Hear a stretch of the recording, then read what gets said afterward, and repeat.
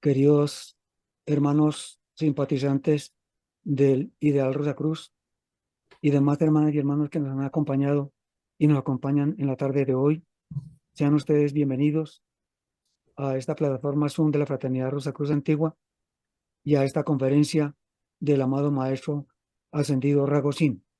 Bienvenidos. Fraternidad Rosacruz Antigua presenta el enigma del hombre, el hombre psíquicamente considerado por el maestro Israel Rojas Romero. Parte de la presentación.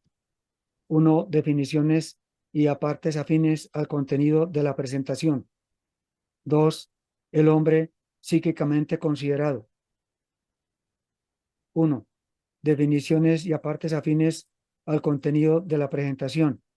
Fuentes Pequeño Larousse, Ilustrado y Diccionario Enciclopédico Espasa.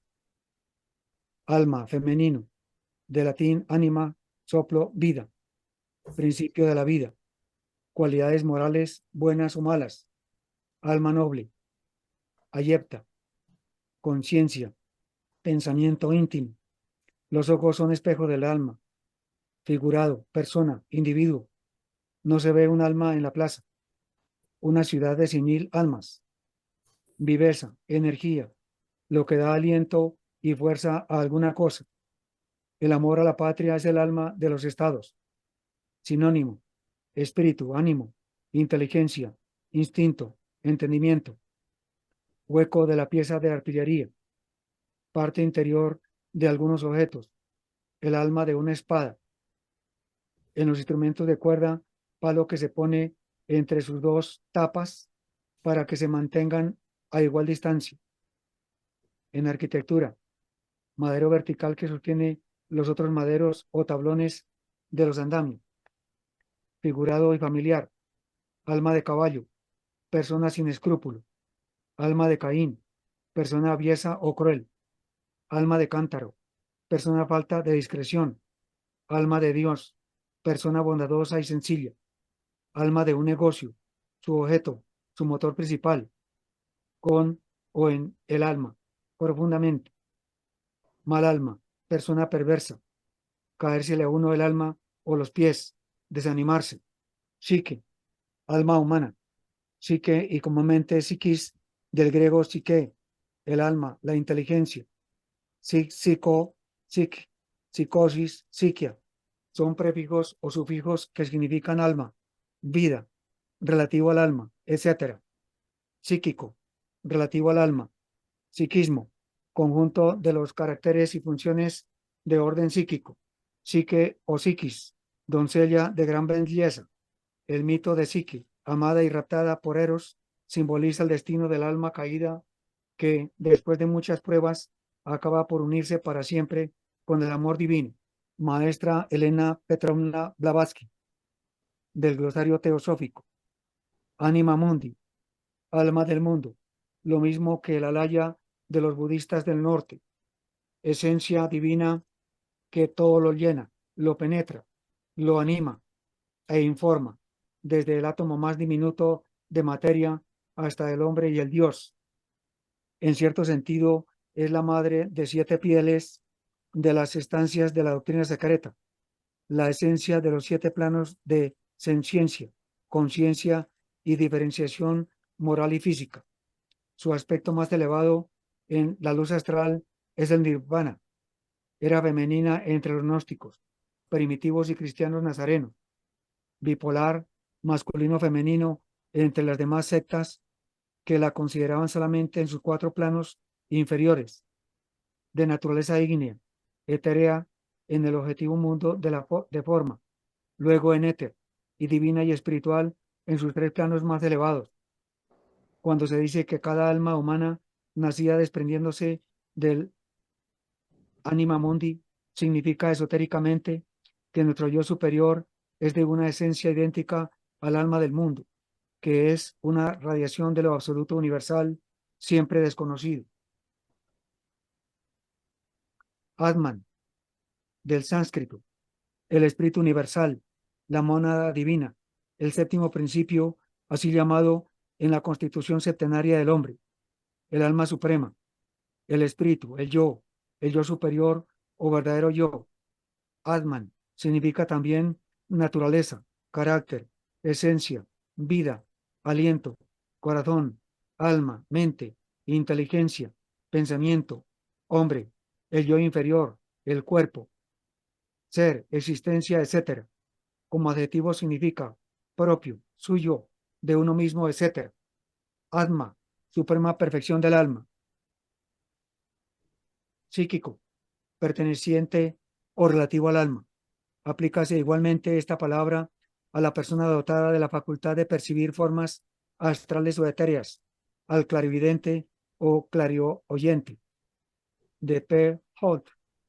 Psiquis, en griego, psique, el alma animal o terrestre, el manas inferior, mente o inteligencia terrestre, la que actualmente predomina en la especie humana. Maestro Israel Rojas Romero. Varias obras. Comenzaremos esta lección, dice el maestro, dando a conocer el nombre de este poder de la naturaleza, el alma del mundo o anima mundi, en los idiomas que más usamos en la cultura occidental, con el fin de que ustedes, en sus lecturas, puedan encontrar más fácilmente adecuada orientación, ya sea a través de uno u otro idioma. Psique, en griego, anima en latín, Sile en alemán, soul en inglés, nefesh en hebreo, ame en francés, alaya en sánscrito, luz astral en cábala, luz sideral en esoterismo Rosacruz. En primer lugar, hemos de hacer referencia a las palabras que comúnmente utilizamos nosotros, psique del griego y ánima del latín. Infortunadamente para la cultura occidental, hoy todo se halla en proceso de decadencia. Los escritores de los últimos tiempos han notado por escribir psiquis sin P. En griego, la palabra psichon quiere decir higo y psicosis, un tumor en forma de higo, de tal suerte que las generaciones venideras no van a poder saber exactamente el valor esencial del sentido de los términos. Nosotros debemos evitar eso a toda costa, es decir, usar la ortografía real. La palabra psique quiere decir movimiento eterno y por lo tanto tiene un fundamento demasiado sólido. La luz astral o alma del mundo es de naturaleza bipolar, andrógina, es decir, lleva en su movimiento los dos polos masculino y femenino del eterno imán de la vida. Su esencialidad es ígnea y es el movimiento, la energía que produce la actividad de los seres y de las cosas. Los sanskritistas la llaman alaya, el movimiento eterno. Exactamente este es el contenido. Nosotros como entidades diferenciadas somos pequeños vórtices dentro de ese tremendo movimiento universal. No es aquella palabra alma que los psicólogos no saben todavía cómo ubicar, si radicarla en la esfera de la mente, colocarla simplemente en la esfera de la sensación o quedarse en el caos con relación a la existencia de este poder. Los gnósticos creían que la luz astral universal era de naturaleza femenina. En esto estaban lamentablemente equivocados. Otros se imaginaron que era de naturaleza masculina y también lo estaban de la misma manera. Ella es bipolar, masculino-femenino, pero esta bipolaridad que se manifiesta permanentemente en el movimiento de la vida asume cambios constantes, modificaciones permanentes, no tiene estabilidad en ningún caso y por eso el hombre, en un momento determinado, siente coraje, vigor y plenitud, y en otro, cobardía, temor e incertidumbre. Estos son los juegos de ella, de la luz astral universal que produce el movimiento eterno de las cosas y es de naturaleza ígnea. ¿Cómo podemos nosotros saber que es de naturaleza ígnea? Porque hay una especie de calor, de ambrosía espiritual, cuando tenemos la estética suficiente para sentir su presencia. ¿Y cómo podemos ponernos a tono con ella? No existe en realidad sino un camino, la estética, el culto a la belleza. Pero no olvidemos que somos ambivalentes, que estamos dentro de ese juego poderoso en que unas veces somos así y otras asá, y no podemos evitar semejante magnitud de circunstancias. Por eso es tan difícil el entendimiento del alma, porque todos los actos que nosotros verificamos durante un momento emocional son actos impuros, es decir, que traen inevitablemente consecuencias funestas, porque se ha quebrantado la armonía del alma del mundo.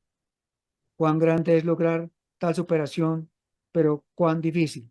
Así que manejar el alma es uno de los problemas más difíciles que tiene la humanidad, supremamente difícil, casi imposible de realizar en una encarnación y en muchas.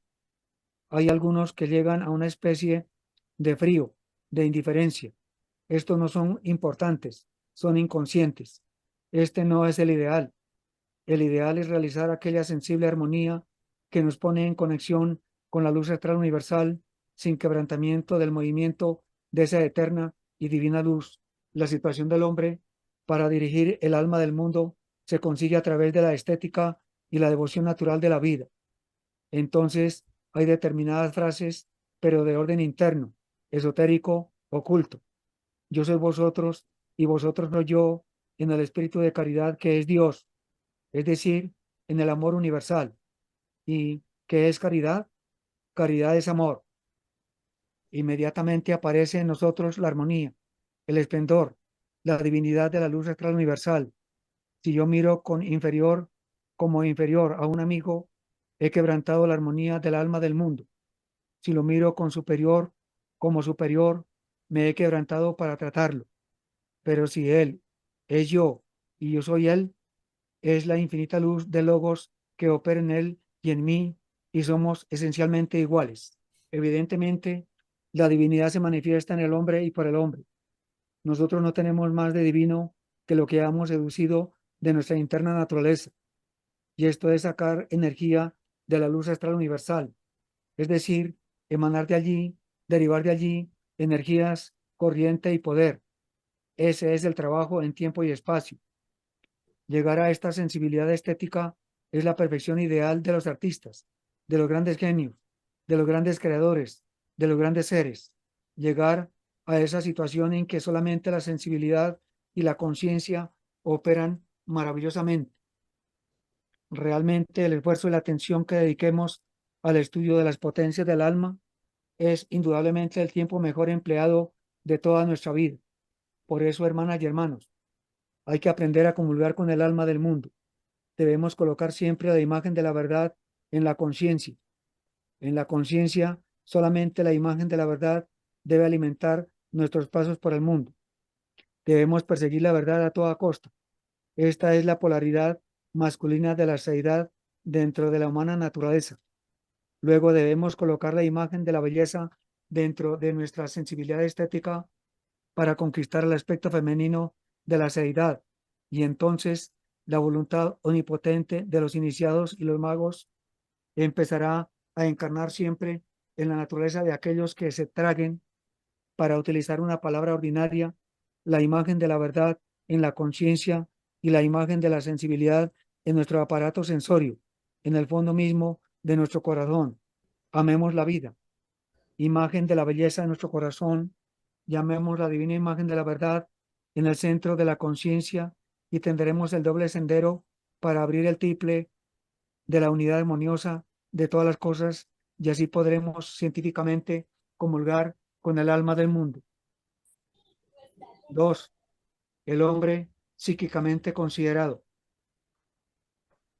El hombre psíquicamente considerado, aun cuando para muchos es todavía hipotético y aún fantástico, todo aquello que se relaciona con la psicología y el espiritualismo, las experiencias de la humana existencia nos demuestran a cada momento el trascendental realismo de que son las potencias psíquicas más o menos desarrolladas las que definen las diferencias que hay entre cada uno de los individuos de la especie humana.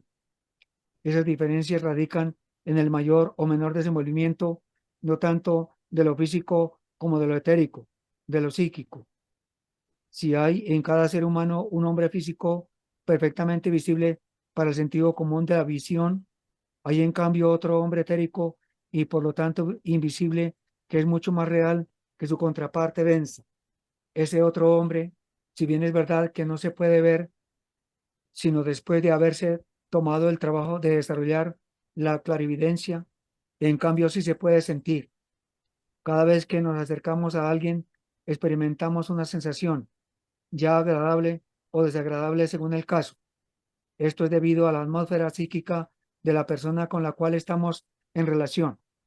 Si los pensamientos y emociones de dicha persona están saturados de vibraciones de armonía, su atmósfera magnética será agradable. Pero si sus emociones o pensamientos son de índole grosera, su atmósfera magnética será desagradable. Y aquí, hermanas y hermanos, en la diapositiva podemos apreciar lo que el maestro nos dice.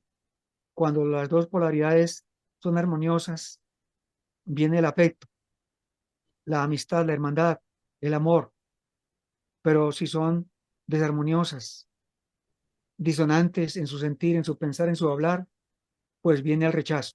He ahí la clave central del verdadero magnetismo psíquico, de que cada uno se puede rodear cultivando elevados sentimientos y pensamientos. La especialización y modificación de las energías psíquicas en cada persona depende de la dinamización etérica de las potencias astrales en relación con los centros nerviosos del hombre físico. Al estudiar al hombre en el sentido psíquico, haremos referencia a ciertos centros magnéticos de singular importancia en el tema que tratamos. Hay un centro nervioso llamado pleso sacro, colocado en la quinta vértebra lumbar. Este centro desempeña un papel extraordinario en el equilibrio físico y psíquico del hombre. Físicamente es un acumulador de energía vital y psíquicamente es un factor preponderante en el desarrollo de la potencia mental y volitiva en el humano campo de las actividades. Las corrientes electromagnéticas allí generadas son las que en cierto modo potencializan en el sentido físico-químico a las glándulas sexuales y en el sentido etérico-psíquico al plexo solar, cerebro de emociones, y al centro laríngeo, asiento del mental superior y de otras potencias de singular importancia.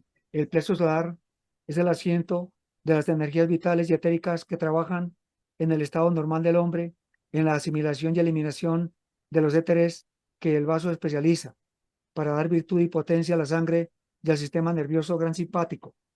Pero cuando aquellas energías se gastan esporádicamente por alguna fuerte emoción, este centro queda exhausto, trayendo como consecuencia natural desequilibrios físicos y psíquicos. De ahí que una de las principales claves de la salud está en ser dueños de nuestras emociones y deseos.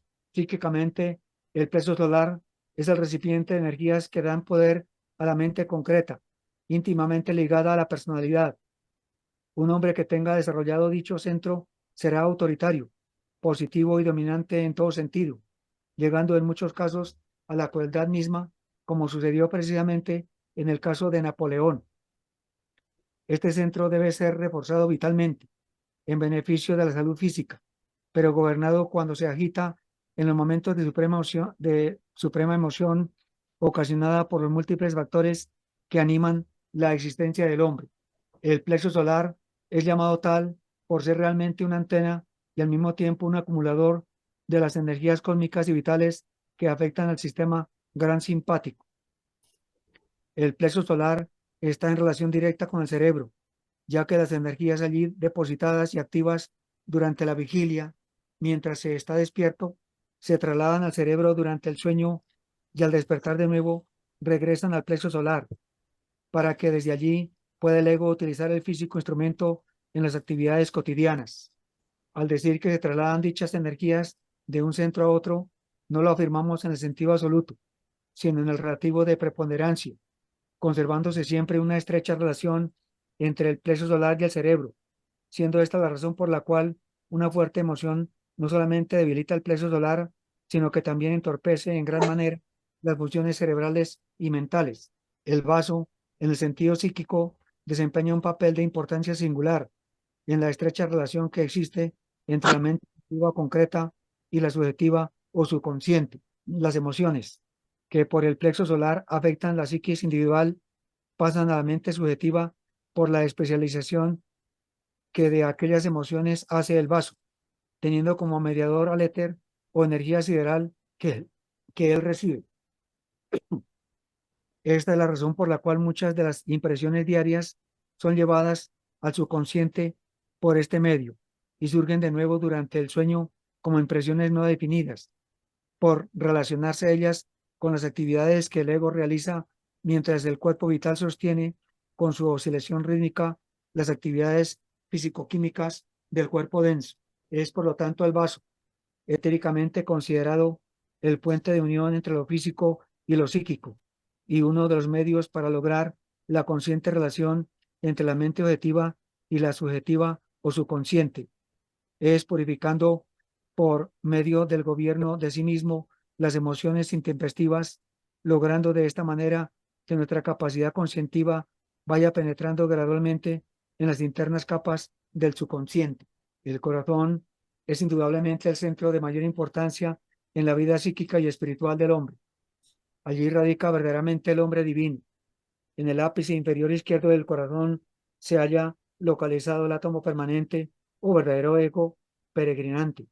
Por lo tanto, la nobleza del hombre siempre puede medirse por la bondad que haya en su corazón. La sensibilidad psíquica y por consiguiente la intuición son evidentemente condiciones de especial sutileza, localizadas en este órgano de singular importancia. No debemos olvidar que estamos juzgando el aspecto psíquico y etérico y en ningún caso el físico. La elevación moral del hombre depende en gran manera del desarrollo de sensibilidad del centro cardíaco.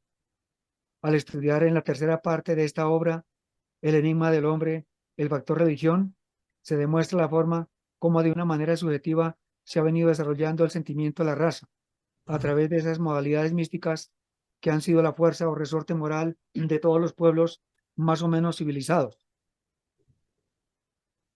El tiroides desempeña en la vida psíquica del hombre una actividad de orden puramente volitivo, condición esta que caracteriza a los hombres de acción, ya sea esto en lo físico, en lo mental o en lo psíquico.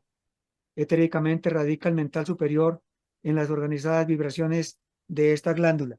Los hombres que tienen la capacidad de deducir por medio de un concienzudo análisis de los libros que leen y de los problemas que estudian y sacar de ellos el mayor provecho, encontrando en las causas nuevos efectos y en los efectos nuevas deducciones sobre el valor de las causas, es justamente porque tienen desarrollado el éter correspondiente al centro tiroideo y un medio eficaz para desenvolver la energía radicada en este centro de relación es el de analizar detenidamente cada una de las cosas que leemos y estudiamos para sacar de ellas conclusiones propias.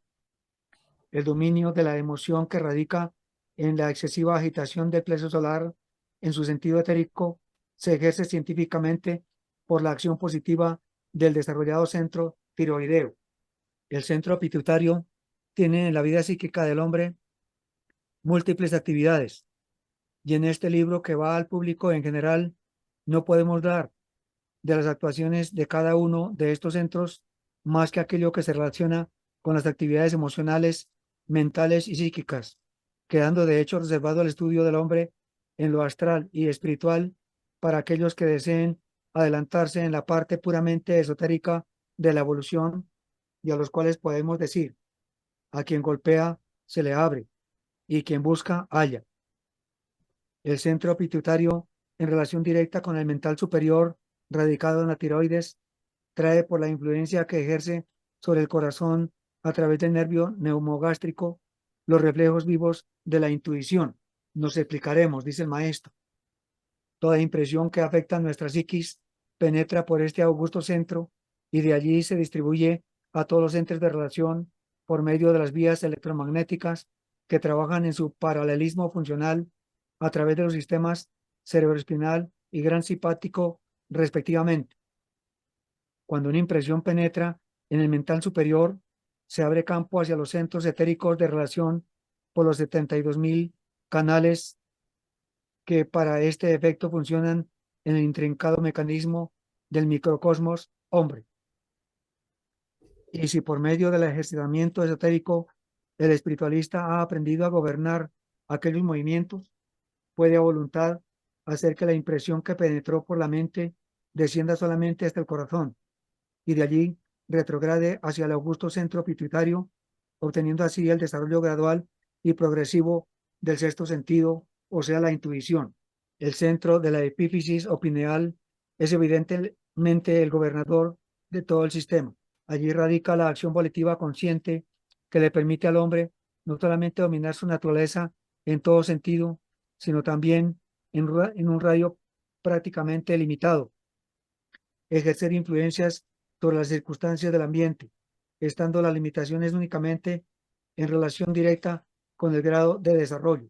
El desenvolvimiento etérico y virtual de esta poderosa glándula es lo que ha permitido a ciertos hombres no privilegiados de la especie, sino psíquicamente desenvueltos y evolucionados, el realizar actos que el vulgo llama sobrenaturales, advirtiendo que lo sobrenatural no existe y que los fenómenos así llamados no son más que lo natural exaltado a un estado más sutil o espiritual.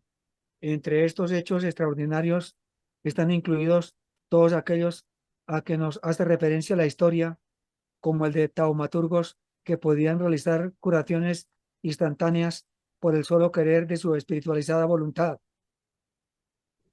Al autor de este libro le ha sido dable presenciar algunos de estos hechos trascendentales. Hasta aquí hemos estudiado al hombre en lo físico, en lo psíquico y en lo emocional, considerando solamente estos aspectos en su mutua relación y actividad desde un punto de vista puramente ideal. Pero no está por demás advertir el hecho de que esto no es solamente una idea metafísica, ya que además del hombre visible para nuestra limitada capacidad de visión, hay otro que pudiéramos llamar invisible, que es aún más real, ya que él es la verdadera potencialidad radiante en la cual se realizan los múltiples fenómenos en lo psíquico y en lo espiritual. Para darnos una idea más o menos cierta de lo que es ese hombre, empezaremos por analizar la materia, que según el estado de vibración se encuentra en diferente condición, pero siempre en cierto sentido conserva los mismos caracteres de la energía primaria que sirvió y sirve de base a todo lo creado. La materia científicamente considerada está dividida en sólidos, líquidos y gases, pero los esoteristas conocen más de un cuarto estado llamado radiante. Ese estado radiante es percibido por la etérica vista de los desarrollados clarividentes a través de ella, y con esto podemos afirmar que no existe realmente nada invisible, sino y exclusivamente mayor o menor capacidad de visión. Cada uno de los centros nerviosos que hemos estudiado tiene su radioactividad propia, que especializa y define un estado de vibración, el cual al modificarse produce un determinado color. El hombre visto etéricamente está envuelto en una atmósfera o aureola que corresponde justamente a su estado mental, emocional y psíquico. Así, para el clarividente ejercitado hay un ancho campo de observación que no está al alcance del hombre ordinario. Al ver a uno de sus hermanos en la humanidad, inmediatamente sabe a quién tiene al frente. Él debe, por supuesto, en este estado, haber adquirido un pleno gobierno sobre sí mismo para no aventurarse en críticas adversas al espiritual ritmo de la naturaleza, ya que en materia de deficiencias o vidas no hay prácticamente persona alguna que en el actual estado de desenvolvimiento de la raza esté exento de ellos. Esta virtud clarividente es en sí un gran factor que le permite al ocultista relacionarse de una manera más directa con el conocimiento definido de las leyes que rigen el destino y la evolución de los seres, pudiendo por este medio ser él, el esoterista, un verdadero colaborador de la magna obra de evolución y transformación infinitas. Cada una de las emociones modifica la naturaleza psíquica del hombre, produciéndose un cambio en el aura o atmósfera que da una tonalidad característica según la índole de la actividad emocional. La cólera produce en el aura del hombre un color rojo sangre. El miedo da al aura un color grisáceo. El amor puro produce una rosa más o menos sutil según el desarrollo más o menos espiritual del ser que lo experimenta. Este color en muchas ocasiones es bastante oscuro por despertarse a la sombra de la idea de alguna pasión que dormitaba en las bajas capas de la persona que lo experimenta. La actividad mental concreta produce en el aura un color amarillo verdoso y el mental superior produce con sus altas vibraciones un color amarillo más o menos puro, según la capacidad espiritual del pensador. El azul eléctrico es el color característico del sentimiento místico o devocional.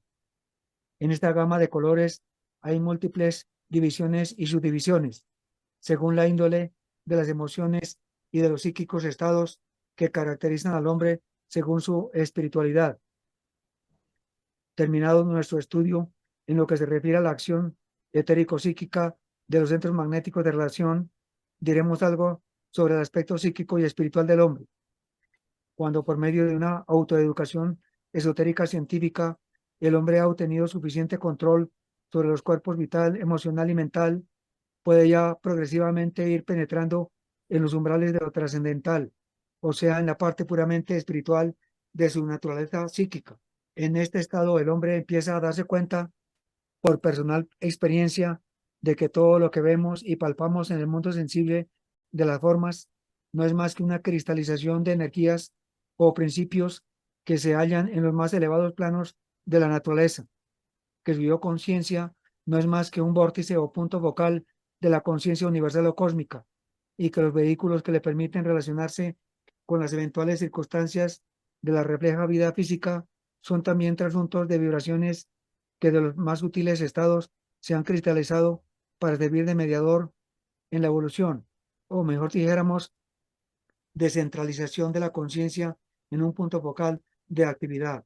La diferencia esencial entre los hombres está justamente en la mayor o menor dinamización de las energías virtuales de su naturaleza. Las múltiples características que encontramos entre nuestros hermanos en la humanidad se deben precisamente a la preponderancia de las etéricas vibraciones que se modifican al centralizarse en uno o algunos de los centros de relación, y el cambio que se opera según los factores psíquicos y físicos que entran en actividad se define por el movimiento de estas energías hacia otros vórtices o centros. Así el hombre que llegue a tener pleno dominio sobre las corrientes electromagnéticas que operan en su naturaleza será dueño de su destino. En síntesis, dice el maestro, la ciencia de la vida es la única ciencia verdadera, ya que los reflejos o trasuntos son catalogados como tales. No son más que el fruto material ostensible de las potencias mentales o psíquicas que como expresivas manifestaciones de vida han llegado a cristalizarse en hechos materiales. La humanidad hasta ahora ha venido rindiendo culto a los reflejos, sin fijarse nunca en la verdadera luz. Es la vida y no la forma, la causa de todos los cambios que se operan en el magno laboratorio de la naturaleza, y es hacia la luz esplendorosa de vida hacia donde debemos encaminar nuestros pasos para ir acercándonos gradualmente a la eterna fuente de la verdad.